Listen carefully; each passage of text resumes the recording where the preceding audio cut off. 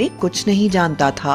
पहला बेटा रमेश 5 मिनट के लिए नदी के पानी को अपने मुंह में भर सकता था। दूसरा बेटा राकेश अपने पांव जितना चाहे उतने लंबे कर सकता था। तीसरा बेटा प्रकाश 2 घंटे तक हवा में रह सकता था। चौथा बेटा राजेश आग में जल नहीं सकता था। पांचवा बेटा देवेश पूरे 1 दिन के लिए अपनी सांसें रोक सकता था। और छठा बेटा इंद्रेश बहुत तेज गति से भागता था।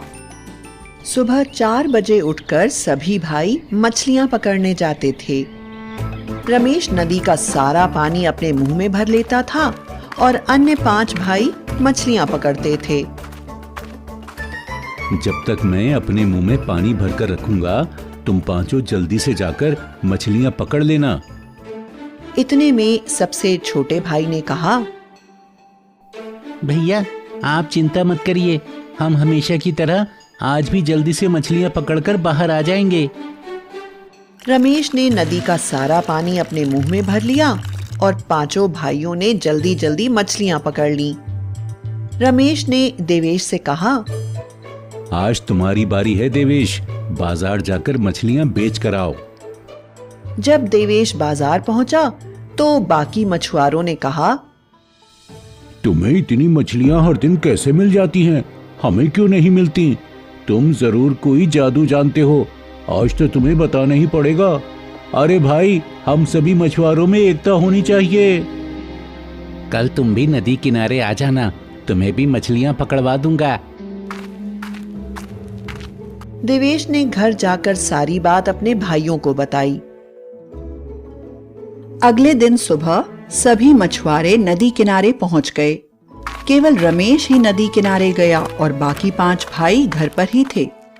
रमेश ने सबसे कहा, ध्यान से सुनिए, मैं 5 मिनट के लिए नदी का पानी अपने मुंह में भर लूंगा। आप सबको इतनी देर में ही जितनी मछलियां पकड़नी हो पकड़ लेना।